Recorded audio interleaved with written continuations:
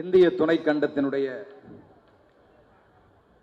துணைக்கண்டத்தின் 24 மணி நேர சூரியனாக, பகுத்தறிவு பாசறையின் ஒப்பற்ற தலைவனாக, இந்த நூற்றாண்டில் உலக வரலாற்றில் எங்கும் காண முடியாத ஒரே தலைவராக, இந்த இயக்கத்தின் பெருங்காவலனாக இன்றும் நம்மை இயக்கிக் கொண்டிருக்கின்ற முத்தமிழ் ஆசான், முத்தமிழ் பேரறிஞர் டாக்டர் கலைஞர் ஐயா அவர்களுடைய இந்த செம்மொழி நாளில் பேசக்கூடிய வாய்ப்பினை தந்த அத்தனை அன்பு உள்ளங்களுக்கும் என்னுடைய நெஞ்சார்ந்த நன்றிகளை தெரிவித்துக் கொண்டு,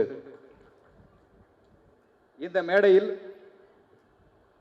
ஒரு அற்புதமான மேடையா இதை நான் பார்க்கிறேன். ரொம்ப பெருமை மிகுந்த ஒரு முழுமையான மேடையா இந்த மேடை அமைந்திருக்கிறது. ஏன்னா எங்கள் நெஞ்சுக்கு நெருக்கத்திற்குரிய நண்பர்களை ஒரே இடத்தில் சந்திப்பதும், அவர்கள் எல்லோரும் சேர்ந்து எல்லோரது நெஞ்சத்தில் இருப்பவர்களை பற்றியும் இங்கே பேசுவது அப்படிங்கிறது சில அபூர்வமான மேடைகள்ல தான் கிடைக்கும். அப்படிப்பட்ட ஒரு சபை, அப்படிப்பட்ட ஒரு மேடை இந்த நிகழ்ச்சி. எங்கள் அருமைக்குரிய திரைத்துறையில் பல்லாயிரம் சாதனைகளை தன்னுடைய திரைப்படங்களின் மூலமாக நிகழ்த்தி கொண்டிருக்கிற எங்களுடைய திரையுலகத்தின் பீஷ்மராக நாங்கள் நின்று கருதுகிற, என்றுமே இளமையோடும் வலிமையோடும் இருக்கிற புரட்சி தமிழர் எங்கள் அன்புக்குரிய சகோதரர் நடிகர் சத்யராஜ் அவர்களுக்கு என்னுடைய பெருமை மிகுந்த வணக்கம். நான் திரைப்பட பாடல் எழுத வரும்போது அவர் கதாநாயகனாக நடித்த பல படங்களுக்கு நான் பாட்டு எழுதியிருக்கிறேன். நம்முடைய சுந்தர் சி சாருடைய டைரக்ஷன்ல பல படங்களுக்கு அவர் பாட்டு எழுதியிருக்கேன். அப்பதான் அவரை சந்தித்து பேசக்கூடிய ஒரு அனுபவம் பழக்கம் எனக்கு ஏற்பட்டுச்சு. அதன் தொடர்ச்சியாக பல சந்திப்புகள், பல இனிமையான நிகழ்வுகள் அவரோட இருக்கு. இருப்பினும் அவரை பார்த்து நான் வியக்கிற ஒன்று என்னன்னா, இப்ப சமீபத்தில் நாங்கள் இருவரும் சேர்ந்து ஒரு படத்தில் பணியாற்றினோம். அது சாருகேசி அப்படின்னு சொல்லிட்டு ஒரு இசை காவியம், உண்மையிலே ஒரு இசை காவியமாக அந்த படத்தை director Suresh Krishna sir direction பண்ணியிருந்தார். அந்த படம் அடுத்த மாதம் வெளியாகிறது. அந்த படத்துல முழு வசனங்களும் பாடல்களும் எழுதக்கூடிய ஒரு வாய்ப்பு எனக்கு கிடைச்சது. அதை நான் எழுதியிருந்தேன். அதுல அந்த கதாபாத்திரத்தை சொல்ல முடியாது. ஆனா அதுல ஒரு மிக மிக முக்கியமான ஒரு கதாபாத்திரத்தை நடிகர் சத்யராஜ் அவர்கள் அதுல நடிச்சிருப்பாரு. அப்ப வசனம் எழுதுறதுக்கு முன்னாலே எனக்கு டைரக்டர் சுரேஷ் கிருஷ்ணா சார் சொன்னாரு, இந்த ரோலை சத்யராஜ் சார் தான் பண்றாரு அப்படின்னு சொன்ன உடனே நான் முதல்ல வேற ஒரு வெர்ஷன் எழுதியிருந்தேன், வசனங்கள் டயலாக்ஸ் எழுதியிருந்தேன். சத்யராஜ் சார் இந்த ரோல் பண்றாருன்னது எனக்கு ஒரு பெரிய ஆச்சரியமா இருந்தது. அவர் பெரியார் படம் நடித்தது என்பது ஒரு மிகப்பெரிய ஒரு சாதனை. ஆனா இந்த கதாபாத்திரம் அதுக்கு நேரடியான ஆப்போசிட்டான ஒரு கதாபாத்திரம். அது பெரிய விஷயம் சார். பெரியாரா நடிக்கிறத விட, ஏன்னா பெரியார் உங்களுக்குள்ளேயே இருப்பவர், அதை நீங்க நடிச்சீங்க. ஆனா அதுக்கப்புறம் இந்த படம் வரும்போது உங்களுக்கு தெரியும், அப்ப சார் நடிக்கிறாரு அப்படின்னு மொத்தமா அவருடைய பாடி லாங்குவேஜ், அவருடைய ஸ்டைல் என்னன்னு எனக்கு தெரியும். ஏன்னா நான் சபர்மன் பள்ளியில படிக்கும் போது எனக்கு சீனியர் அவரு. ஸோ அவர் அவங்க எதிர் வீட்டில் இருக்கிற அவங்க வீட்டுக்கு வருவார். அங்கதான் அவர் வீடு கோயம்புத்தூர்ல. அப்ப மாணவனாக இருக்கும்போது நாங்கெல்லாம் ஓடி போய் சத்யராஜ் சார் பக்கத்துல இருந்து போட்டோ எடுத்துக்கணும்னு சொல்லி போய் அவர் பக்கத்துல முண்டி அடிச்சு நிற்போம். அப்ப கை குலுக்கி அவரு எங்களுக்கெல்லாம் கை கொடுத்தாரு. நான் இப்போ எனக்கு ஞாபகம் இருக்கு, அவர் கை குலுக்கும் போது அவர் கை ஃபுல்லா கருப்பா முடி, அந்த முடியெல்லாம் முடிச்சு இழுத்து பார்த்துருக்கேன் நான். ஸோ இப்படியெல்லாம் அவர் மேல ஒரு அன்போடு இருந்து, அதற்கப்புறம் அவர் படத்துல பாட்டு எழுதி அப்புறம் அவரோட இந்த மேடையெல்லாம் பகிர்ந்து கொள்வது அப்படிங்கிறது ஒரு மிகப்பெரிய மகிழ்ச்சி. அதுவும் அதன் காரணமும் இந்த தமிழின தலைவன் தான் அதற்கான காரணம் அப்படிங்கும்போது கூடுதலான ஒரு மகிழ்ச்சி. அதே போலவே எனக்கு முன்னால் பேசிய அற்புதமான இலக்கிய சொற்பொழிவாளர் புலவர் ராமலிங்கம் ஐயா அவர்கள், அவருடைய பேச்சுக்களை 2 நாளைக்கு முன்னால யூடியூப்ல அவருடைய பேச்சு, நம்ம தான் வீட்டுக்கு வீடு கொண்டு எல்லாருடைய பேச்சுக்களையும் சேர்த்துருது. அப்படி அவருடைய பேச்சை கேட்டு ரசிச்சுட்டு இருந்தோம். ஸோ இலக்கியம் மட்டுமில்லை, பட்டிமண்டபம் மட்டுமில்லை, இன்றைக்கு அவர் கலைஞர் பற்றி சொன்ன அந்த அரிதான கருத்துக்கள் பராசக்தி படத்தை பத்தி எல்லாம் அவர் சொல்லும்போது அவ்வளவு மெய் சிலிர்ப்பாக இருந்தது. ஸோ அப்படிப்பட்ட ஒரு ஆளுமை மிகுந்த ஒரு தமிழ் பேச்சாளர், அவரோடு இந்த மேடையை பகிர்ந்து கொள்வதும் சரி. எனக்கு மிக நெருக்கமான இன்னொரு நண்பர் நடிகர் அஜய் ரத்னம் அவர்கள். அவர் நடிகர் அஜய் ரத்னம் அப்படிங்கிறதுல உயர்ந்த மனிதர் அஜய் ரத்னம் அப்படின்னு தான் நான் சொல்லுவேன். அவர் உயரமா இருக்கிற காரணத்தால மட்டும் இல்ல, அவர் நடிப்பையும் தாண்டி அவர் ஒரு பணி செய்து கொண்டிருக்கிறார் சமூகத்திற்கு, அதுவும் மாணவ சமூகத்துக்கு. அந்த பணி என்ன நீங்க தெரிஞ்சுக்கணும். பல காலமா செஞ்சிட்டு இருக்காரு. மாணவர்கள் தேர்வில் எப்படி ஜெயிப்பது என்பதை ஒரு சமூக கடமையாக ஒவ்வொரு பள்ளிக்கும் ஒவ்வொரு கல்லூரிக்கும் சென்று ஒரு அற்புதமான ஒரு திட்ட வடிவமைப்பை உருவாக்கி, அதுவும் குறிப்பா கவர்மெண்ட் ஸ்கூலுக்கு போய் அங்க இருக்கிற அரசு பள்ளி மாணவர்களுக்கு பயிற்சி தருகிற ஒரு தேர்வு பயிற்சியாளராக, ஒரு மோட்டிவேஷன் ஸ்பீக்கராக, ஒரு தன்னம்பிக்கை பேச்சாளராக இன்னொரு புறம் அவர் இயங்கி கொண்டிருக்கிறார். அப்படிங்கிறது அதனாலதான் அவருடைய அதை உயர்ந்த மனிதர் அப்படிங்கிற ஒரு வார்த்தையால் நான் குறிப்பிட்டேன். அப்படிப்பட்டவரோடும் மற்றும் மேடையில் அமர்ந்திருக்கிற அத்தனை ஆளுமைகள், அத்தோடு இந்த நிகழ்ச்சியை முழுமைப்படுத்தி இருக்கிற எங்கள் எல்லோரையும் இந்த மாதிரி நிகழ்வுகளில் ஒன்று சேர்க்கிற, விழா நடத்துவதே தன்னுடைய வாழ்க்கையாக, எத்தனை விழா நடத்தினாலும் விழாத ஒரே நாயகராக இருக்கக்கூடிய ஒரே அமைச்சர், என் மீது எப்போதுமே ஒரு தனிப்பட்ட பாசத்தை பேரன்பாக செலுத்தி கொண்டிருக்கிற என்னுடைய அண்ணன் அப்படிங்கிறது எனக்கு ஒரு பெரிய மகிழ்ச்சி. எனக்கு தனிப்பட்ட மன நிறைவு ஒன்று உண்டு. அதிலும் குறிப்பா இன்னைக்கு சிலர் கூடி நடத்திய முருகன் மாநாடு, நான் அதை பேச வேணாம்னு நினைச்சேன், இருந்தாலும் அது மனசு கேட்க மாட்டேங்குது. சிலர் கூடி நடத்திய முருகர் மாநாட்டால் உண்மையில் முருகரே கோபத்தில் இருக்கிறார். என்ன பண்றதுன்னு தெரியல. உச்சகட்ட கோபத்தில் இருக்கும். ஏன்னா பக்தர்களுக்கு கோபமா இருந்தாலோ, பக்தர்களுக்கு ஏதாவது ஒரு பிரச்சனைனாலோ அறநிலையத்துறை தான் அதை சரி செய்யணும். முருகரே கோபத்தில் இருக்கும்போது யார் சரி செய்வா? அதுவும் அறநிலையத்துறை தானே செய்யணும். அதனால உச்சகட்ட கோபத்தில் இருக்கிற முருகரை, முருகப்பெருமானை, நானும் தீவிரமான முருக பக்தர், எங்கள் முருகப்பெருமானை கோபம் தனித்து குளிர்விப்பதற்காக திருச்செந்தூர் குடமுழுக்கில் ஓய்வில்லாமல் உழைத்துக் கொண்டிருக்கிற 7ஆம் தேதி தான் ஒரு கூல் டவுன் அவர். அதற்காக ஓய்வில்லாமல் உழைத்துக் கொண்டிருக்கிற எங்கள் பேரன்புக்குரிய அமைச்சருக்கு என்னுடைய அன்பான வணக்கங்களையும், மேடையில் இருக்கிற அத்தனை அன்பு உள்ளங்களுக்கும், எதிரே அமர்ந்திருக்கிற அத்தனை கலைஞரின் பிள்ளைகளுக்கும் என்னுடைய நெஞ்சார்ந்த வணக்கங்களை சொல்லுகிறேன். நண்பர்களே, இது ஒரு பெரிய ஆச்சரியமான ஒன்று. என்ன அப்படின்னா, நான் சுருக்கமாக என்னுடைய உரையை நிறைய மணி ஆயிடுச்சு, நிறைவு செய்கிறேன். ஒரு பெரிய ஒரு ஆச்சரியமான ஒரு விஷயம் என்னன்னா, ஒரு மனிதரை பற்றி 100 மணி நேரம் பேசலாம். ஒரு மனிதருடைய சாதனைகளை, ஒரு தலைவருடைய சாதனைகளை பற்றி 100 மணி நேரம் பேசுறதே ரொம்ப பெரிய விஷயம் இந்த காலகட்டத்தில். ஆனா ஒரு மனிதரை பற்றி தொடர்ச்சியா 100 ஆண்டுகளாக பேசிக் கொண்டிருக்கிறோம். இன்னும் 100 ஆண்டு ஆனாலும் பேச போகிறோம். எனக்கு நல்ல ஞாபகம் இருக்கு, ஒரு 40 வருஷத்துக்கு முன்னாலெல்லாம் என்னுடைய சொந்த ஒரு கும்பகோணம் பக்கத்தில் இருக்கக்கூடிய ஒரு சிறு கிராமம், உட்கோட்டைங்கிற ஒரு பகுதி. அங்க பொங்கல் விழாவுக்காக எங்க அப்பா அம்மா என்னை கூட்டிட்டு போவாங்க. அங்க போகும்போது நான் பார்ப்பேன், நிறைய இடங்கள்ல, குறிப்பா தேநீர் கடைகள்ல கருப்பு சிவப்பு துண்டணிந்த நபர்கள், எல்லா தேநீர் கடையிலையும் கலைஞர் படம் போட்ட நாள்காட்டி இருக்கும். அங்க 2 பேர் ஒரு கருப்பு சிவப்பு துண்டணிந்த 2 மனிதர்கள் உட்கார்ந்து இருப்பாங்க. கையில ஒரு தேநீர் கோப்பை இருக்கும். சுட சுட சுட காரசாரமாக ஒரு அரசியல் பட்டிமன்றம் நடந்துட்டு இருக்கும். அரசியல் பேசிட்டு இருப்பாங்க. அப்ப எனக்கு புரியாது என்ன பேசிட்டு இருக்காங்கன்னு. ஆனால் கலைஞரை பற்றி இருக்கும், மற்ற அன்றைய நடக்கிற அரசியலை பற்றி இருக்கும். எல்லாத்தையும் அந்த கிராமத்து திமுக வளர்ந்ததே தேநீர் கடையில தான். டீ கடை தான் திமுகவினுடைய பெரிய பாசறை. எல்லா டீ கடையிலையும் அன்னைக்கு அரசியல் பேசாதீர்ன்று எழுதுற அளவிற்கு தேநீர் கடைகளில் அரசியல் பேசப்பட்ட ஒரு காலகட்டம். எல்லாரும் அரசியல் பேச ஆரம்பிச்சா. அந்த காலகட்டத்தில் அரசியல் பேச ஆரம்பிக்கும். ஒரு ஏரோட்டுகிறவருடைய இதயத்திலே அரசியல் நெருப்பு எரிந்தது. ஒரு மூட்டை தூக்குகிற தொழிலாளியின் மனதிலே ஒரு அரசியல், கோயிலுக்கு பூஜை செய்கிற பூசாரியின் மனதிலே ஒரு அரசியல் பேசுவதற்கான ஆர்வம் எழுந்தது. எல்லா தரப்பு அரசியலும், எல்லாரும் பெண்கள் வீட்டுக்குள் சமைத்துக் கொண்டிருந்த பெண்கள் குழாயடிகளிலே அரசியல் பேசக்கூடிய காலகட்டம் ஆரம்பமானது. எல்லா இடங்களிலும் அரசியல் பேச வைத்த ஒரே நபர், இன்று நாம் பேசிக் கொண்டிருக்கிற ஒரே நபர், இந்த ஒரு தலைவனால் மட்டும்தான் இந்த அரசியல் விழிப்புணர்வு என்பதே உலக தமிழர்கள் மத்தியில் ஏற்பட்டது. அது வரைக்கும் அரசியல் சிலர் மட்டும்தான் பேச முடிந்தது. பாமரனுக்குள்ளும் அரசியல் அறிவை, ஞானத்தை கொண்டு போய் ஊட்டியவர் நம்முடைய முத்தமிழறிஞர் கலைஞர் அவர்கள் மட்டும்தான். அதாவது நண்பர்களே, பல பேர் கேட்கிறான் கலைஞர்னா என்ன அப்படின்னு இருக்கு. இன்னைக்கு தமிழ்நாட்டில் கலைஞர் அப்படிங்கிறது ஒரு சொல் அல்ல, அது ஒரு சொல்ல பார்க்கவே முடியாது. அப்பா அப்படிங்கிறது ஒரு சொல் தான், ஆனா அதை சொல்ல பார்க்க முடியாது. எல்லாருக்கும் தன்னுடைய அப்பா ஒரு சொல் மற்றவங்களுக்கு, ஆனா அவனுக்கு அவனுடைய அப்பா என்பது சொல் அல்ல, அது உணர்ச்சி. அம்மா என்பது பெற்ற மகனுக்கு சொல்லல்ல, அது உணர்ச்சி. ஒவ்வொரு தமிழனுக்கும் கலைஞர் என்பது சொல்லல்ல, அது உணர்ச்சி, அது இனத்தின் உணர்ச்சி. நான் 3 விஷயங்கள்ல கலைஞரை இன்னைக்கும் பார்த்து எவ்வளவோ பேசியிருக்கோம். கலைஞர் ஐயாவை பற்றி நிறைய மேடைகள் நிறைய பேசியாச்சு. இருந்தாலும் 3 விஷயங்கள் அவரை ரொம்ப பிரமிக்காம இருக்கவே முடியாது.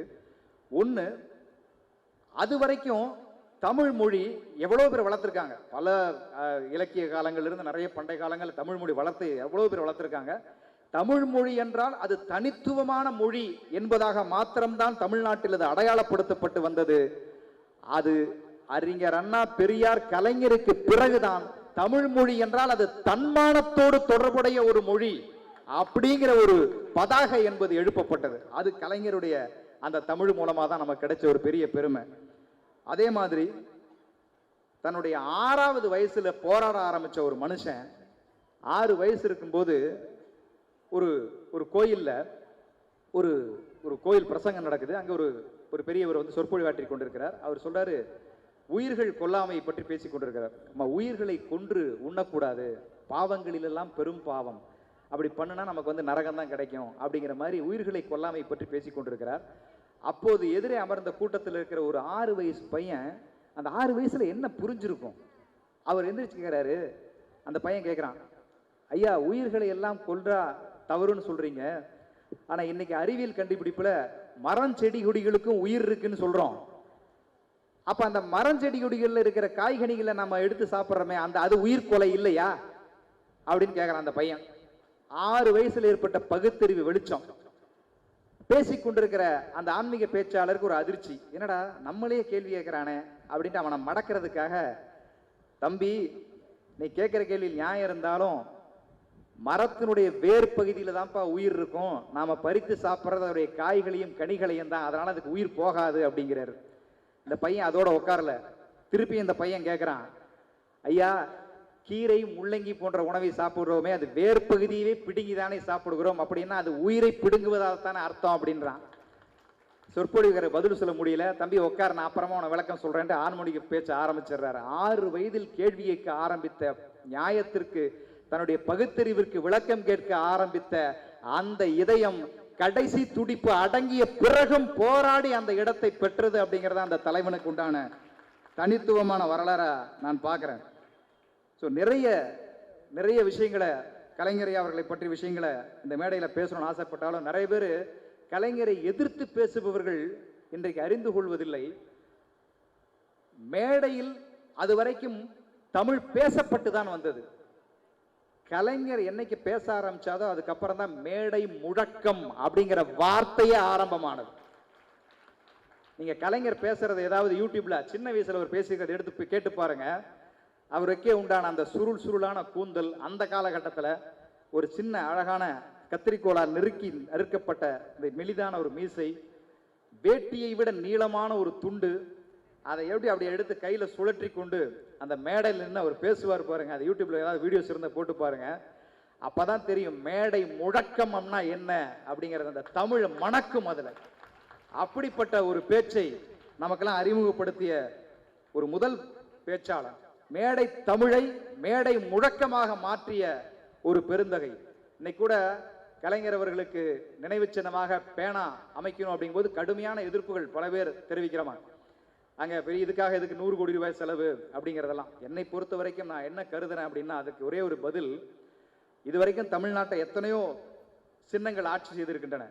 வீரம் ஆட்சி செய்திருக்கிறது, விவேகம் ஆட்சி செய்திருக்கிறது, தர்மம் ஒரு தராசு போல மாறி ஆட்சி செய்திருக்கிறது. ஆனால் தமிழ்நாட்டை கிட்டத்தட்ட 25 ஆண்டுகளுக்கு மேலாக ஒரு பேனா ஆட்சி செய்திருக்கிறது என்றால் அது கலைஞரால மாத்திரம் தான் முடிஞ்சது. கலைஞர் இருந்ததால தான் அது முடிஞ்சது. ஒரு எழுத்தாளனா நான் பெருமைப்படுற விஷயம், எந்த இடத்திலும் எழுத்தாளனுக்கு அவ்வளவு பெரிய அங்கீகாரத்தை இதுவரைக்கும் தமிழ் சமூகம் கொடுத்துறல.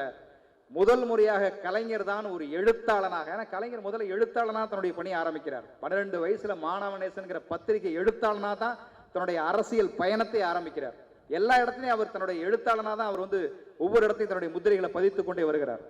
அதற்கப்புறம் மெல்ல திரைத்துறை ஆரம்பமாகிறது. மாணவநேசன் பத்திரிகை, இவர் பெரியாருடைய அறிமுகம், பெரியாருக்கு பிறகு அறிஞர் அண்ணாவுடைய தம்பியாக மாறி பிறகு ராஜகுமாரி திரைப்படத்துல மக்கள் திலகத்திற்கும் அதுதான் முதல் கதாநாயகனா நடிச்ச படம் நினைக்கிறேன். ஸோ இருவரும் முதல் முறையாக இவரும் எழுத்தாளரா வசனகர்த்தாவா மாறிப்படுறாங்க.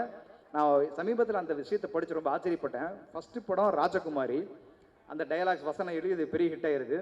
இரண்டாவது புலவரையா சொன்னதை போல அபிமன்யு திரைப்படம், அந்த திரைப்படத்தில் அவருடைய பெயர் இடம்பெறல, அதில் அவர் கோவிச்சுட்டு வெளியே போயிடுறாரு ஜூபிட்டர் பிக்சர்ஸ்லேருந்து.